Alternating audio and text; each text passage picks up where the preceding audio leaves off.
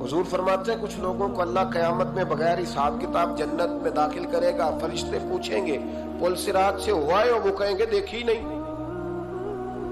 میزان عمل تلوائے؟ وہ کہیں گے دیکھا ہی نہیں۔ کیسے آ گئے؟ تو کہیں گے خدا کے فضل سے آ گئے۔ فرشتے پوچھیں گے تمہارا عمل کیا تھا؟ وہ کہیں گے کچھ بھی نہیں، عام لوگوں کی طرح نماز پڑھتے تھے، روزہ رکھتے تھے، حج فرض ہوا تو کیا، زکوٰۃ اگر ہمارے اوپر لاگو ہوئی تو دی، عام روٹین کے معاملات۔ تو فرمائے اتنی بڑی فضیلت کے بغیر حساب کتاب جنت، کوئی تو وجہ ہوگی۔ تو بندے عرض کریں گے وجہ ایک ہی تھی کہ رب جو ہمارے حق میں فیصلہ کرتا تھا ہم اس پر راضی ہو جایا کرتے۔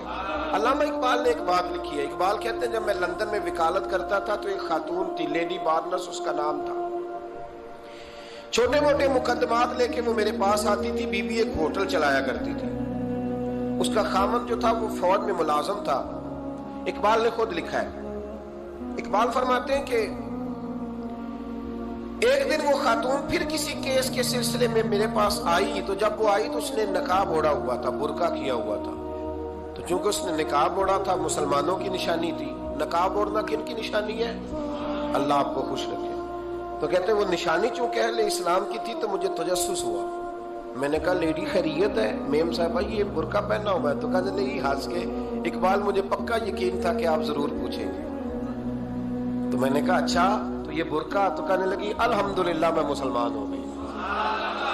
تو میں نے فوراً کہا کہ آپ کا شوہر تو فوج میں ملازم ہے، فوجی کے لیے بدلنا اور پھر ملکی قانون اور یہ چیزیں۔ تو کہنے لگی اس نے مجھے کیا کہنا تھا، وہ خود کلمہ پڑھ گیا۔ تو کہتی ہے میں اور متجسس ہوا، وہ کیس کی بات کرتی تو میرا تجسس بڑھ گیا۔ میں نے کہا تو کیس چھوڑ کے بتا کلمہ کیسے پڑھا؟ تو کہنے لگی اقبال اصل بات یہ ہے کہ میں نا بے اولاد تھی، خاوند بھی بڑے اچھے پیسے کماتا، میں خود بھی ہوٹل چلاتی، پر ڈپریشن اور ٹینشن اور بلا وجہ کی پریشانیاں جان نہیں چھوڑ۔ یہ ٹینشن اور ڈپریشن کا نا مجھے عربی ترجمہ کوئی نہیں ملا۔ یہ ڈپریشن اور ٹینشن کا نا میں نے تلاش کیا ہے، لیکن مجھے عربی لغت کے اندر ان کے معنی مجھے لگتا ہے کہ اس زمانے میں یہ چیزیں تھی ہی نہیں، ہوتی تو ان کا کوئی نام بھی، یہ آج ہے نا تو اس لیے آج کے زمانے میں ہی نام ہے، مفت کا، مفت کی پریشانی۔ تو کہتی ہے مجھے ٹینشن اور ڈپریشن رہتی تھی ہر وقت، بڑی میں پریشان رہتی تھی۔ میرے ساتھ ایک عجیب واقعہ ہوا کہ میرے ہوٹل میں نا ایک بابا جی برتن مانجتے تھے، بوڑھے آدمی تھے، 70 سال کے قریب عمر تھی۔ ان کا ایک بیٹا تھا، ایک بہو تھی، ایک پوتا تھا، لیکن وہ بیچارے بیٹا بیمار رہتا تھا تو لہذا وہ خود مزدوری کرتے۔ کہتی ہے ایک دن وہ بابا جی میرے پاس آئے، کہنے لگے میم صاحبہ 2-4 دن کی چھٹی چاہیے۔ تو میں نے کہا خیریت ہے؟ کہنے لگے میڈم میرا بیٹا فوت ہو گیا۔ بیٹا، آپ کو پتہ ہے باپ کا جنازہ پڑھنا آسان ہے، بیٹے کا جنازہ اٹھانا بڑا مشکل کام۔ کہتی ہے میں کچھ لکھ رہی تھی، میرے ہاتھ سے قلم گر گیا، میں نے خود گاڑی بھیجی، بابا جی گاؤں چلے گئے جہاں وہ رہتے تھے۔ کہتی 2-3 دن کے بعد میں اور میرا شوہر گئے تو رستے میں ہم باتیں کر رہے تھے کہ کیا تعزیت کریں گے، ایک ہی بیٹا تھا، کوئی رشتہ دار بھی نہیں، تو اس کی تو کائنات اجڑ گئی، کن لفظوں سے اسے تعزیت کیا کہیں گے۔ کہتے جب ہم گئے تو وہ ٹوٹی ہوئی چٹائی پہ بیٹھا تھا، کچھ لوگ قریب تھے، ہم نے جا کے کہا بابا آپ مسلمان ہیں، ہم آپ کو کیا نصیحت کریں، ایک ہی بیٹا تھا، کہ کس طرح کر کے ہم آپ کو تسلی دیں۔ تو کہتے اس نے آنکھیں کھولی، بوڑھی آنکھوں میں ایمان کی روشنی، کہنے لگا بی بی کیا تعزیت کی بات کرتی ہو، میں نے کوئی پیسے جمع کرا کے بیٹا لیا تھا، خدا نے فضل سے دیا تھا، عدل سے لے گیا ہے، میں اپنے رب کے فیصلے میں بڑا راضی ہوں، اللہ بڑا کریم ہے، وہ لے گیا، اس کا مال تھا۔ آپ یقین کریں ہمارے دیہاتی لوگ یہ کہا کرتے تھے، میں نے کانوں سے سنا ہے، ایک بوڑھے آدمی کا ایک دفعہ بیٹا فوت ہو گیا تو کسی نے اس سے کہا بابا چھوٹی عمر میں بچہ چلا گیا، تو مجھے لفظ نہیں بھولتے، کہنے لگے پتر اللہ دی فصل ہے، کچی بڈے تا میو دی۔ سنے آپ نے بھی کبھی یہ فکرہ، کچی بڈے تے پکی لے گئے تے تامی ایج وہ دی، تو جب اس کا جی چاہا وہ لے گیا۔ اللہ اکبر۔ وہ خاتون کہتی ہے کہ وہ بابا جی سے میں نے کہا کہ چلو آپ 1 مہینے کی چھٹی کر لے، تو کہنے لگا نہیں میڈم میں مسلمان ہوں، مفت کی روٹی نہیں کھاتا، مزدوری کر کے کھاتا ہوں، میں انشاءاللہ 2-3 دن کے بعد کام پہ آ جاؤں گا۔ कहते हैं वो चंद दिनों के बाद आ गया। अल्लाह की कुदरत के अभी 2-3 माह गुजरे थे, फिर आया। मैडम छुट्टी चाहिए कुछ दिनों की। मैंने कहा खैरियत है? कहने लगे वो मेरी बहू भी हार्ट अटैक से फौत हो गई।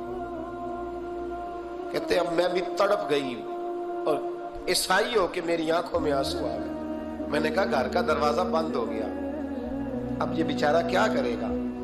वो अपने शौहर के गम में हार्ट अटैक से फौत हो गई। कहते हम फिर 2-3 दिन के बाद ताज़ियत के लिए गए। फिर टूटी हुई चटाई, बूढ़ा ना अपनी उंगलियों से जमीन पर कुछ बना रहा। कहते करीब गई और मैंने जाके कहा बाबा अब तो तसल्ली आपने खुद ही करनी है, जो निजाम था वो तो हो गया। तो कहते हैं फिर उसने आंखें खोली, आसमान की तरफ देखा तो कहने लगा बेटी कोई परेशानी नहीं, मेरा बेटा बगैर शादी के भी तो फौत हो ही सकता था। बस मेरे मालिक ने जब चाहा जैसे चाह हुआ। मैं इंशाल्लाह 2-4 दिन के बाद काम पे आऊंगा। ये मेरा 3-4-5 साल का पोता है, अभी स्कूल दाखिल हुआ है, मैं साथ ले आऊंगा। वहां मेरे साथ ऊपर क्वार्टर में जहां मैं रहता हूं ये भी रहेगा। कहती है मैं सख्ते में आ गई उसकी कैफियत देख के।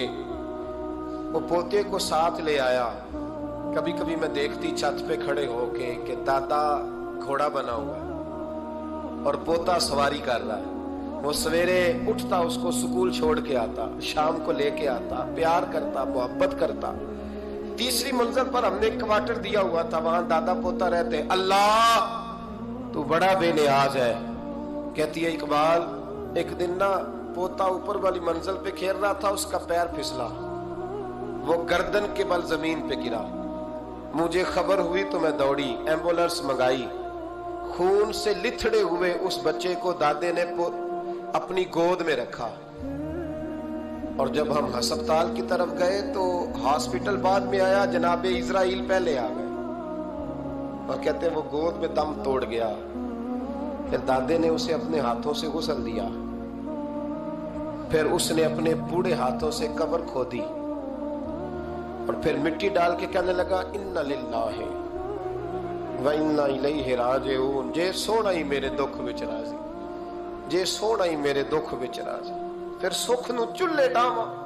कहते वो मिट्टी डाली उसने और जब वो वापस पलटा तो मैं बाजू से थाम के होटल करीब लाई। उन्होंने उसके करीब कहा कि बाबा तू टूट गया है, तू बिखर गया है। मुझे महसूस होता है कि अब ना तेरी रातें और तेरी सुबह और तेरी शामें गमों में गुजरेंगी। तो कहते हैं यूं उसने हाथ रखे और यूं आंसू छटक दिए। कहने लगा मैडम क्यों मेरे अंदर कोई अकीदा नहीं, मैं कोई लवारस हूं, मेरा कोई रब नहीं, मैं क्यों परेशान रहूंगा। मैं तो पका हुआ फालू, थोड़े दिन गुजरेंगे कब्र में जाऊंगा और जब जन्नत में जाऊंगा तो अल्लाह मेरी बेटे से भी मुलाकात कराएगा, मेरे पोते से भी मुलाकात कराएगा, मेरा रब सारी मुलाकातें करा देगा। मैं अपने अल्लाह की रजा में बड़ा राजी हूं। वो खातून कहती है मेरा और मेरे शौहर का कलेजा फटने लगा। मैंने कहा बाबा ये जज्बा कहां से मिलता है, ये सुकून कहां से आता है, ये कैफियत कैसे मिलती है। मुझे कहने लगा तूने लेनी है। मैंने कहा तो कहने लगा तू भी गुंबद खजरा वाले नबी का कलमा पढ़ जा, तू भी रसूलुल्लाह का कलमा पढ़ जा।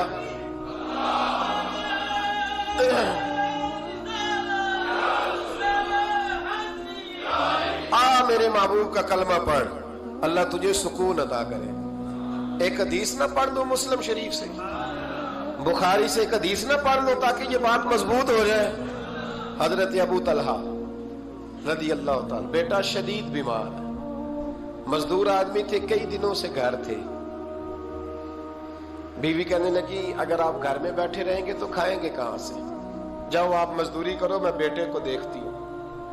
अबू तलहा मजदूरी करने चले गए। शाम को आए तो बेटा फौत हो चुका था। औरतें बेहौसला होती है ना अक्सर, पर बीबी ने सफेद कपड़ा डाल के कमरे में रख दिया। बेटा, माँ और बेटा को नाप तकता है रिश्ता। बेटे में सफेद चादर डाल के कमरे में रख दिया। हजरत अबू तलहा अंसारी आए, बेटे का क्या हाल है। कहने लगी अल्लाह की रहमत में है। अल्लाह की कैसा जुमला है, अल्लाह की रहमत में है। खामद ने खाना खाया, बीवी से मिलने को दिल किया तो मुलाकात हुई। फारिग होके बैठे, तो खातून उठ के ना खामद के करीब गई, उसका हाथ थामा, कहने लगी नबी करीम अलैहिस्सलाम के सहाबी हो, एक मसला दरियाफ्त करना था, बताओगे? कब पूछो। कहने लगी अगर कोई आपके पास अमानत रखवाए और फिर अपनी अमानत वापस मांगे तो क्या करोगे? हज़रत अबू तलहा कहने लगे पूछने वाली क्या बात है, जिसकी अमानत है वापस कर देंगे।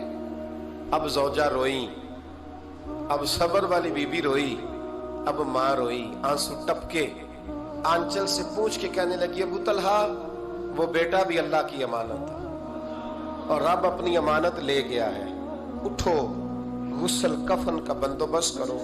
हजरत अबू तलहा उठे, आमते कामते हाथों से गुस्ल कफन दिया, मस्जिद नबवी में पहुंचे, महबूब की बारगाह में अर्ज किया तो रसूल करीम फरमाने लगे तेरे और तेरी बीवी के अमल से अल्लाह भी बड़ा राजी है, अल्लाह के रसूल भी बड़े राजी है और अल्लाह तुझे बरकत अता करेगा। सहाबा कहते हैं फिर अल्लाह ने उन्हें 9 बेटे अता फरमाए।